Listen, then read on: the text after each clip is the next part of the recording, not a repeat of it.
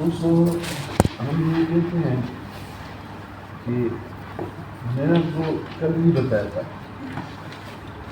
کہ دو شرط ہیں.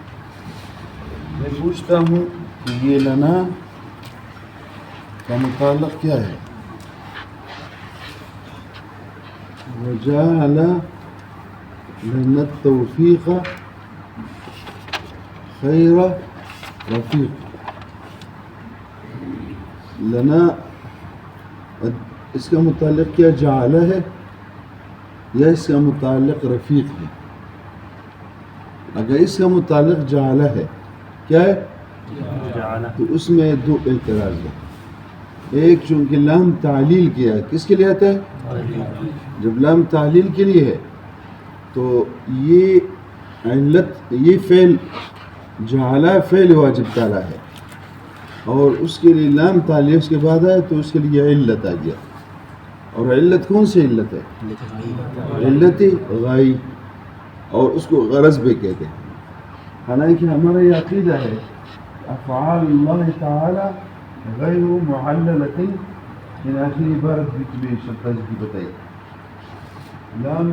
اور پھر میں نے آپ کو علت غائی کی تعریف بھی کی. علت غائی کیا ہے؟ علت غائی کی تعریف بھی میں نے کی. علت غائی کی تعریف کیا ہے؟ علت غائی کی تعریف میں نے کیسی کی؟ ہاں، جو باعث ہو چیز مرتب ہو، باعث ہو کسی چیز پر، مرتب ہو اس پر، اور کیا ہو؟ تصور میں پہلے ہو اور تحقق میں کیا ہو؟ بعد میں ہو. پھر جو ہے باعث لفظ جو ہے باعث، تو اللہ تعالیٰ پہ کوئی چیز باعث ہو سکتی ہے؟ کوئی چیز بھی اللہ تعالیٰ پہ باعث نہیں ہو سکتی. ہاں اگر مرتب ہو اس پر، اگر کیا ہو؟ مرتب ہو اس پر، ٹھیک ہے، اور کیا نہ ہو؟ باعث نہ ہو. اس کو کیا کہتے ہیں؟ مصلحت بھی کہتے ہیں، فائدے بھی کہتے ہیں، منفعت بھی کہتے ہیں. تو یہ کیا ہے؟ یہ اللہ تعالیٰ کی ہوتا ہے، ٹھیک ہے. بلکہ اللہ تعالیٰ کے ایک ایک چیز کے لیے اس میں بہت سارے مصلحتیں ہوتی ہیں، بہت سارے فائدے. میں نے آپ کو کل یہ بتایا، دیکھو یہ ناک جہاں پر اللہ نے رکھی ہے، یہاں اس مقام پہ اس کا رکھنا، اس میں کتنے فوائد ہیں. اس میں آگے زمانے میں ادھر کیوں ہے یہ، ٹھیک ہے. تو اس طرح پہلے جو عینت جو موجود نہیں تھا تو کسی کو کیا پتا تھا کہ یہ ناک اور یہ کیمرے کیوں ہیں. پہلے کس طرح آسانی سے وہاں پر جو ہے نا رکھ سکتے ہیں. اچھا، تو ایک یہ ہوا کہ جب یہ لام جعل کے ساتھ متعلق ہوا تو جعل کے لیے اس کا مدخول علت بنا. کیا بنا؟ علت بنا. اور تو فعل اللہ تعالیٰ کا معلل بالغرض ہوا ایک. اور دوسرا یہ کہ یہ توفیق جو ہے، توفیق اس کی جو تعریف ہے اس میں اس کے اندر خیر موجود ہے. کیا ہے؟ توفیق کے اندر اس کے جو معنی ہے توجیہ الاسباب نحو المطلوب الخیر. یہ نا خیر ہے کہ توجیہ الاسباب نحو المطلوب الخیر. تو اس توفیق میں خیر جو ہے یا جز ہے اس سے اور یا لازم ہے. اس میں گرام ہے، یا جو کیا ہے، یا جز ہے اور یا کیا ہے، لازم ہے. اب ایک اور بات آپ یاد رکھیں کہ جب کسی چیز کو اللہ پاک نے پیدا کیا تو چیز جو ہے اس کے جو اجزاء ہوتے ہیں، اس کے کیا ہوتے ہیں؟ اجزاء ہوتے ہیں. اور جو چیز ہوتا ہے اور اس کے کیا ہوتے ہیں؟ لوازم ہوتے ہیں. وہ جو ہے نا، تو مجعولیت ذاتی لفظ یہاں استعمال ہوتا ہے. مجعولیت ذاتی، مجعولیت ذاتی، مجعولیت ذاتی یعنی جاعل کا کسی چیز کو جب بناتا ہے تو اس کے جو ذاتیات ہوتے ہیں یا اس کے جو لوازم ہوتے ہیں وہ اسی چیز کے بنتے وقت، اس وقت یہ چیز پیدا ہوتا ہے اسی کے ساتھ پیدا ہوتا ہے. یہ نہیں ہو سکتا کہ وہ چیز پیدا ہو اور اس کے جو ذاتیات ہو بعد میں پیدا ہو. کیا ہو؟ کیونکہ آپ کو پتہ ہے کہ جو ہے کل عبارت ہے مجموعہ کل اجزاء سے. کیا ہے؟ کل عبارت ہے مجموع الاجزاء سے. کل عبارت ہے مجموعہ اجزاء سے. تو مجموعہ یعنی جب کوئی چیز پیدا ہوتا ہے تو اس کے اجزاء اسی کے ساتھ پیدا ہوتے ہیں, اور جب کوئی چیز پیدا ہوتا ہے تو اس کے لوازم اس کے ساتھ پیدا ہوتے ہیں. دیکھو اگر وہ چیز پیدا ہو لازم نہ ہو تو لازم نہیں رہے گا. لازم کیا معنی ہے؟ لزوم کا معنی ہے امتناع انفکاک الشیء عن الشیء. امتناع یہ ہے لزوم کا معنی. امتناع لازم کا ہوتا ہے ممتنع الانفکاک. ممتنع جب چیز پیدا ہوا اور اس کے ساتھ یہ چیز نہیں تھا یہ منفک نہیں ہوا. تو برابر ہے کہ یہ خیر جو ہے اس کی ذاتیات میں سے ہو یا اس کے لوازم میں سے ہو, مگر جس وقت اللہ پاک نے توفیق کو پیدا کیا تو اسی وقت کیا پیدا ہوا؟ اس میں خیریت پیدا. ورنہ پھر جو ہے مجعولیت ذاتی لازم آئے گی. ورنہ پھر کیا لازم آئے گا؟ مجعولیت ذاتی. کس چیز میں نے کہا؟ ہاں, منفک ہونا کس کا؟ جو ذاتیات ہے یا لوازم ہے, ہاں, ان کا منفک ہونا کس سے؟ چیز سے. ایک مجعولیت عارضی ہو جائے گی. مجعولیت کیا ہے؟ ان چیز کو اللہ پاک نے پیدا کیا جو اس کے جو کیا ہے عوارض ہے وہ بعد میں پیدا ہوئی. وہ کیا ہے؟ مجعولیت ذاتی جو ہے وہ ناجائز ہے. مجعولیت عارضی کیا ہے؟ وہ جائز ہے. تو دوسرا ہی ہوا کہ دیکھو جب اللہ پاک نے توفیق کو پیدا کیا تو خیریت جو ہے بوجہ اس کی اس کا ذاتی ہے یا بوجہ اس کی کیا ہے؟ اس کے ساتھ لازم ہے. جس وقت اللہ پاک نے توفیق کو پیدا کیا تو خیریت اس کے ساتھ پیدا ہوئی. اگر حرارت, اگر نار آگ بغیر حرارت کے پیدا نہیں ہو سکتی, بلکہ جس وقت اللہ نے آگ کو پیدا کیا تو گرم تھا. تو کیا تھا؟ گرم تھا. اور یہ حرارت اس کے لوازم میں سے کیا ہے؟ تو اب یہ نقصان اگر ہم یہ لنا کس کے ساتھ مطالعہ کریں تو یہ انفکاک لازم آئے گا. کس کا؟ ذاتیات کا. کیا ہوگا؟ ہاں, ذاتیات کا یا لوازم کا. کس چیز میں؟ ہاں, مجعولیت ذاتی لازم آئے گی اور انفکاک ہوگا ذاتی کا ذات سے, اور کیا ہوگا؟ یا لازم کا کس سے؟ ملزوم سے. اور یہ انفکاک فی الخلق آئے گا. انفکاک کیا آئے گا؟ فی الخلق, کہ پہلے اللہ پاک نے توفیق کو پیدا کیا. اچھا یہ کیوں ادھر لازم آتا ہے؟ تم کیا ہے اس کو ایک اور مقدمہ بھی جاننا. ایک اور مقدمہ, یہ مقدمہ بھی پہچان گئے. میں نے کیا کہا کہ مجعولیت ذاتی ناجائز ہے. مجعولیت ذاتی کس کہتے ہیں؟ الگ ہونا. کیا ہونا؟ منفک ہونا. کس چیز کا؟ ذاتیات کا یا لوازم کا. کس چیز میں؟ خلق میں. کس چیز سے جدا ہونا؟ الگ ہونا, منفک ہونا اس شے سے. کس سے؟ جس کے لیے ذاتیات ہے, جس کے لیے لوازم ہے. ان کا اس کا منفک ہونا یہ ناجائز ہے. اس انفکاک کو کیا کہتے ہیں؟ مجعولیت سے. سمجھ گئے؟ یہ نہیں ہو سکتا کہ چیز پیدا ہو اس کی ذاتیات نہ ہو, اور یہ چیز پیدا ہو اور اس کے ساتھ کیا نہ ہو؟ اس کے لوازم نہ ہو. بلکہ جس خلق کے ساتھ, جس جال کے ساتھ اللہ پاک نے کسی شے کو پیدا کیا تو اس کی ذاتیات یا اس کے لوازم اسی خلق میں وہ پیدا ہو. انفکاک فی الخلق, اس میں انفکاک فی الخلق کو کیا کہتے ہیں؟ مجعولیت ذاتی. ٹھیک ہے, ایک بات میں نے آپ کو سمجھا. ایک اور کہ دیکھو جعل کا جو مفعول اول ہوتا ہے مفعول ثانی بتقدیر اس کے کہ جال جو ہے کون سا ہو؟ جال مرکب ہو. جال مرکب میں وہ بتایا تھا نا اس کے کتنے مفعول ہوتے ہیں؟ 2. دیکھو تو یہ جو ہے نا جب کوئی چیز تم اس کے لیے جال کے لیے 2 مفعول آئے تو جال کا اللہ تعلق 2 سے کس کے ساتھ ہوگا؟ سمجھ گئے؟ دوسرے مفعول کے ساتھ جال ہوگا تو کس چیز کا جال ہوگا؟ ہاں اور پہلا مفعول پہلے سے ہوگا کیا ہوگا؟ ہاں یعنی جو جال ہے نا، جال تو پیدا کرنے کو کہتے ہیں نا، جال کس کو کہتے ہیں؟ ہاں تسہیل کو، تسہیل جال تسہیری، اس کا اثر کیا ہوتا ہے؟ دوسرا مفعول ہوتا ہے، پہلا مفعول نہیں ہوتا. یہ بھی ذہن میں رکھو. دو چیزیں میں نے آپ کو سمجھائی بطور مقدمہ. کون کون سے چیز؟ دوسرے اعتراض کو سمجھنے کے لیے دو مقدمات سے ہم نے کام لینا ہے. ایک مجعول ذاتی کو سمجھنا، اس کا کیا مفہوم ہے، اور دوسرا یہ کہ کیا ہاں کہ اثر جال مؤلف کی صورت میں اثر جال کا کون سا مفعول ہے، دوسرا نہیں کیا ہوا. یعنی پہلے مفعول جال کے ساتھ اس کا کوئی تعلق نہیں، مفعول ہے یعنی یہ پہلے سے موجود ہے، تو اس کو اللہ تعالیٰ نے اس میں کیا ہاں جو دوسری صفت ہے اس میں ڈالی.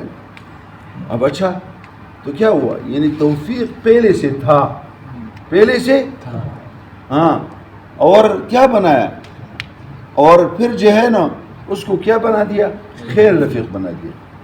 تو تم دیکھتے ہو کیا معنی ہوا، یعنی توفیق پہلے سے تھا اور کیا ہوا، بحیثیت یہ کہ مفعول ثانی خیر رفیق ہے، تو پھر کیا بنا، خیر بنا. اور اس کے ساتھ مجعول ذاتی آ گئی کہ نہیں، آ گئی. یہ اعتراض ہے، ٹھیک ہے.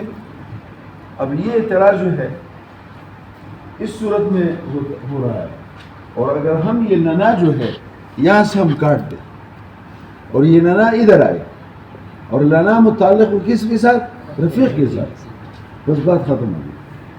پھر یہ اعتراض لازم نہیں آئے گا. کیوں اعتراض لازم نہیں آئے گا؟ اس لیے کہ ایک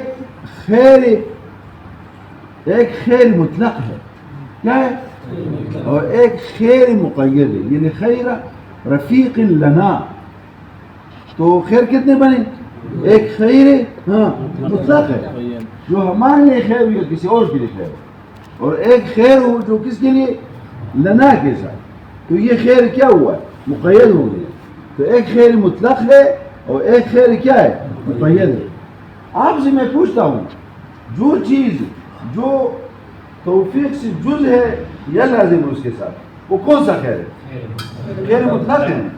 کیونکہ یہ تو نہیں ہر خیر ہر توفیق ہمارے لیے خیر ہوگا، بس اللہ تعالیٰ نے اس کو خیر بنایا ہے، وہ کسی کے لیے بھی ہوگا، کسی کے لیے. لیکن جب لنا کس کے ساتھ متعلق ہوا، اور آپ جانتے ہیں لنا جو ہے، جو لنا ظرف جو ہے اپنے متعلق کے لیے قید ہوتی ہے، اپنے متعلق کے لیے کیا ہوتی ہے. تو پھر جو ہے یہ رفیقن، تو یہ قید ہے اس کے لیے، لنا قید بن گیا رفیق کے لیے، اور رفیق قید بن گیا خیر کے لیے. اور قید القید قید ہے چیز کے لیے، قید القید قید ہے چیز کے لیے. یہ قید ہے کس کے لیے، رفیق کے لیے، اور رفیق قید ہے کس کے لیے، خیر کے لیے. اور قید القید قید، قید القید قید. تو اب یہ خیر مطلق بنا یا مقید بنا، اور خیر مقید اس کی جز ہے یا لازم ہے، خیر مقید جز یا لازم ہے. تو بس اس طریقے سے اگر لنا رفیق کے ساتھ متعلق ہو، پھر یہ لازم بھی نہیں اور کیا بھی نہیں، جز بھی نہیں. تو یہ اعتراض سے ہمیں نجات کس طرح ملی، آؤ لنا کو متعلق کرو کس پہ، رفیق کے ساتھ، حتیٰ کہ یہ اس کے جو جزیت ہے، تو جو جز ہے یا لازم ہے اس کا انفکاک نہیں آیا، اور جس کا انفکاک آ گیا وہ کیا ہے، جز نہیں ہو گیا. تو اگر ہم لنا کو جعلہ کے ساتھ متعلق کریں تو خیر مطلق رہ گیا، کیا بیان بن گیا. اعتراض یہی ہے تو خیر کیا رہا، مطلق رہا.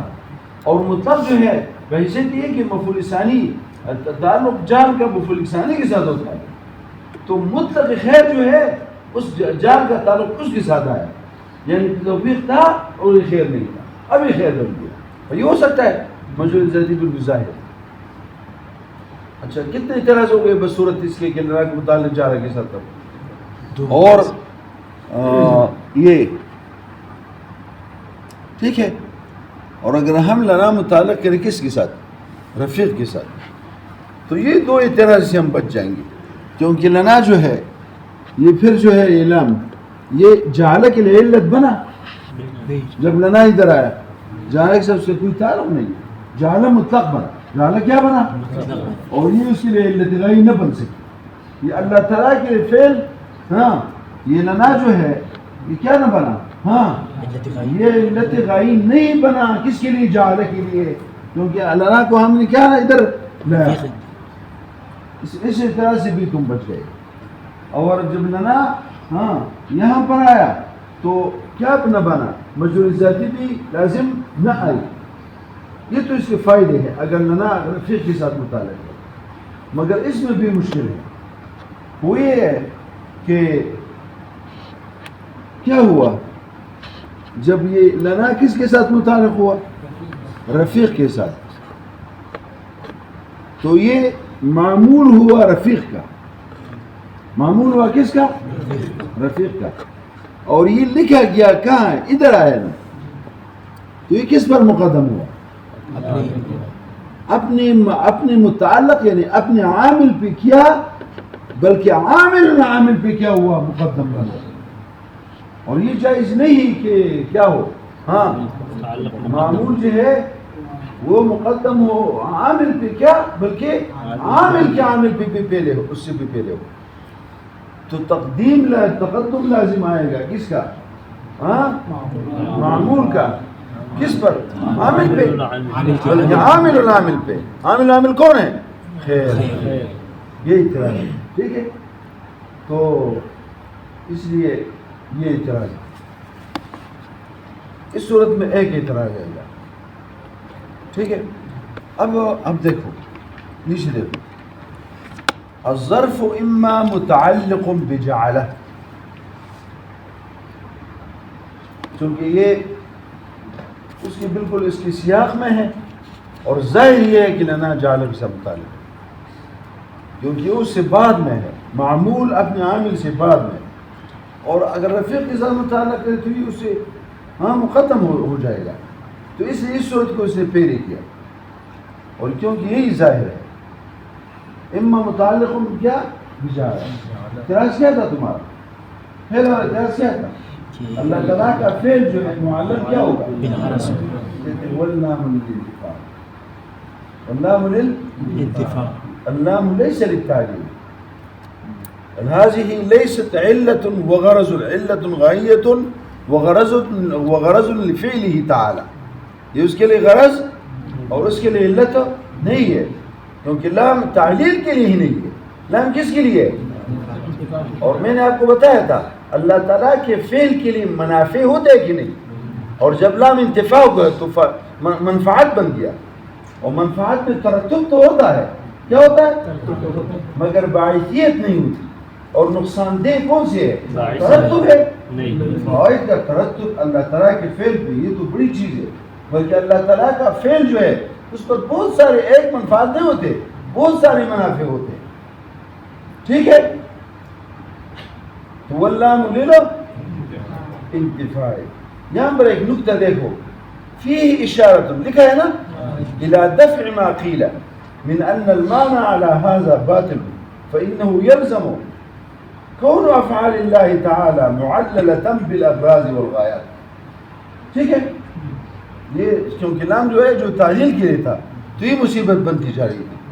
مگر اب جب انتفاع کے لیے ہوا، اور میں نے آپ کو کیا شرطازیب نے کس طرح آخر میں بتایا تھا، ان ما يترتب على الشيء ويكون فإما أن يكون باعثا أو لا يكون. فإن كان ما يترتب على الشيء باعثا عليه أيضا فهو علة غائية وغرض، وإن لم يكن باعثا بل يكون مترتبا عليه فقط، مرتبا عليه فقط، فهي منفعة ومصلحة ومطلق غاية، مطلق کیا؟ ہاں غایت. ایک علت غایت ہے، ایک مطلق غایت ہوتی ہے، ٹھیک ہے. تو یہاں لام للانتفاع کما قیل. ابھی اس سے پوچھا گیا کہ کیا لام جو ہے کس کے لیے؟ انتفاع کے لیے کبھی آیا ہے؟ اور اللہ تعالیٰ کے فعل کے بعد جو ہے کہ اس کی منفعت بیان ہو رہی ہے، کبھی اس طرح لام انتفاع کے لیے قرآن کریم میں آیا ہے کسی بڑی مفسر نے اس پر جو ہے بات کی ہے، اس کو مانا ہے کما قیل فی قوله تعالی جعل لکم الارض فراشا، یہاں پر جعل لکم میں بھی اسی طرح بات کی، یہ لکم جو ہے اس پر اعتراض تھا، کس طرح متعلق ہو سکتے ہیں جعل پہ؟ یہ تو لام تعلیل کے لیے، اور اللہ تعالیٰ کا فعل کیا ہوگا؟ معلل بالغرض ہوگا. وَإِمَّا بِرَفِقٍ. اچھا اس میں دوسرا اعتراض کیا تھا؟ مجعولیت ذاتی لازم. اس اعتراض کا جواب نہیں دیا، اور نہ اس کا جواب ہو سکتا ہے. اس لیے دیکھو والثانی بعد میں دیکھو والاول اقرب لفظا، والاول کہتا کیا ترجمہ ہے؟ یہ جو پہلی ترکیب ہے یہ باعتبار لفظ کے اقرب ہے، تو کیا معنی ہو اس کا؟ کیونکہ معمول جو ہے عامل کی بعد میں آ رہا ہے تو اس سے کیا مقابلہ ہے، لیکن باعتبار معنی کے کیا ہے؟ اقرب ہے کہ ابعاد ہے؟ باعتبار لفظ کے اقرب ہے، تو باعتبار معنی کے ابعاد ہوگا. اور بعد معنی یہی ہے، کون سی چیز ہے؟ کہ مجعولیت ذاتی آ رہی ہے، کس کی؟ کس چیز کی؟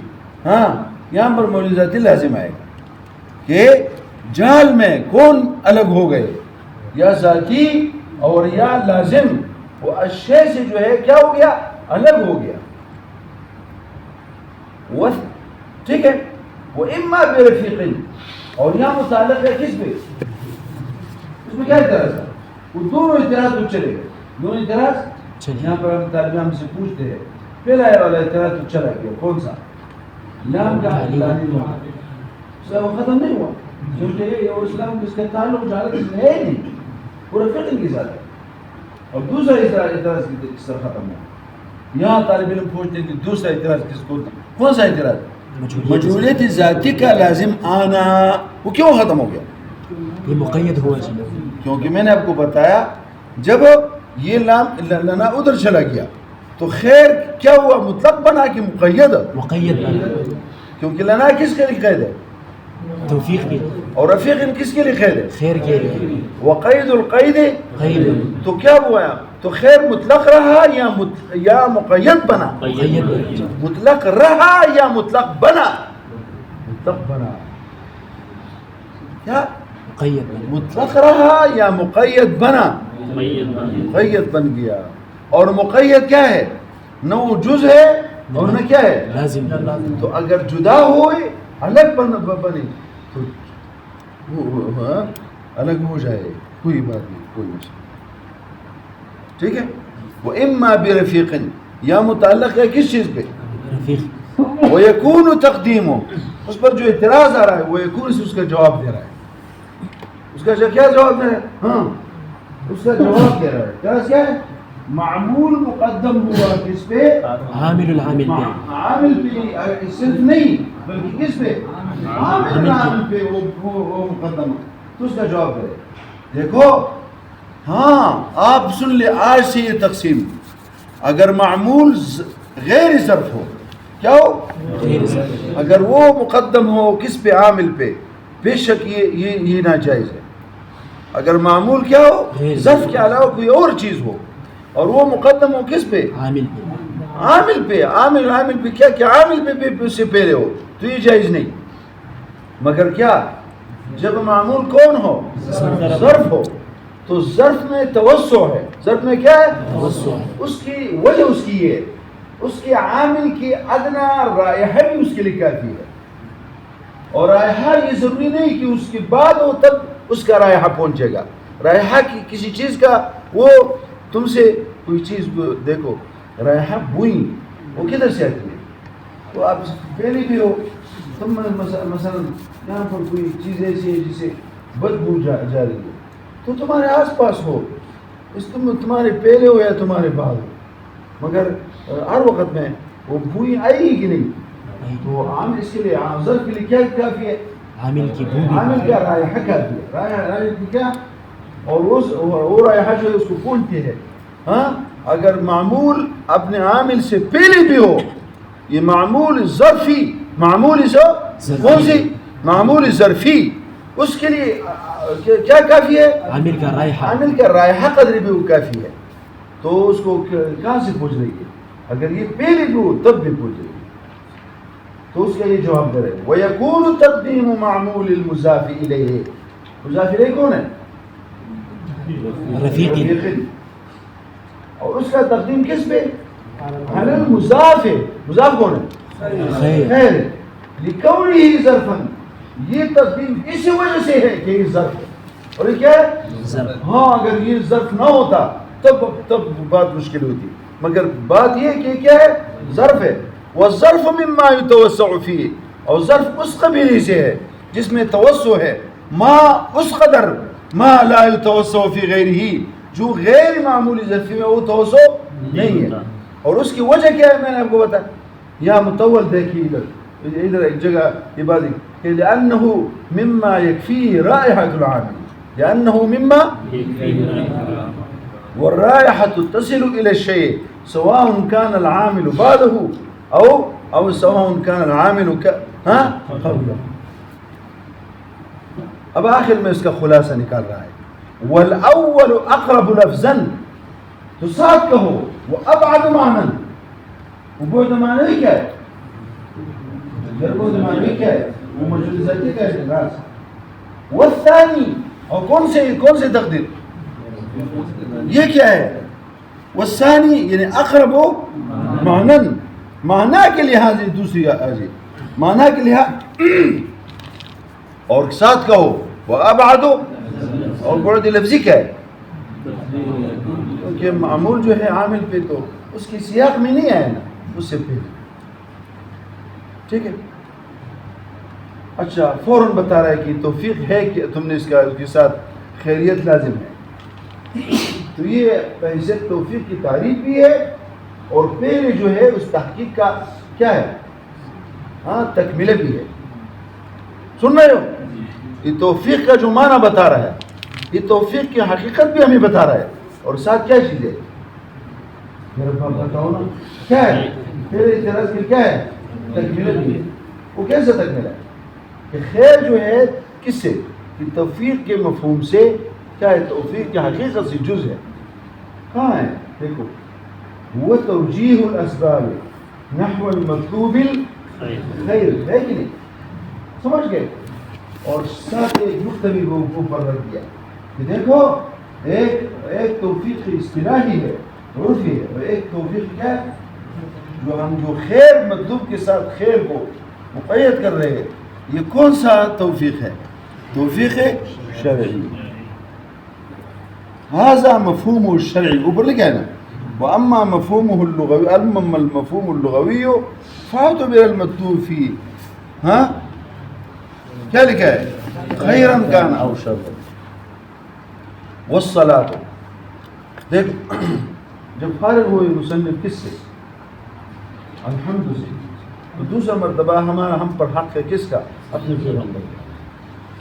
جب اللہ تعالیٰ کے حمد و ثنا سے جب کسی کتاب کی یا کسی فعل کے ابتدا میں جب لوگ فارغ ہوتے ہیں پھر حق ہے ہمارے پیغمبر کا. کیونکہ جو جتنی بھی نعمتیں اللہ کی پہنچی ہے ہم پر تو اس کا ذریعہ کون ہے؟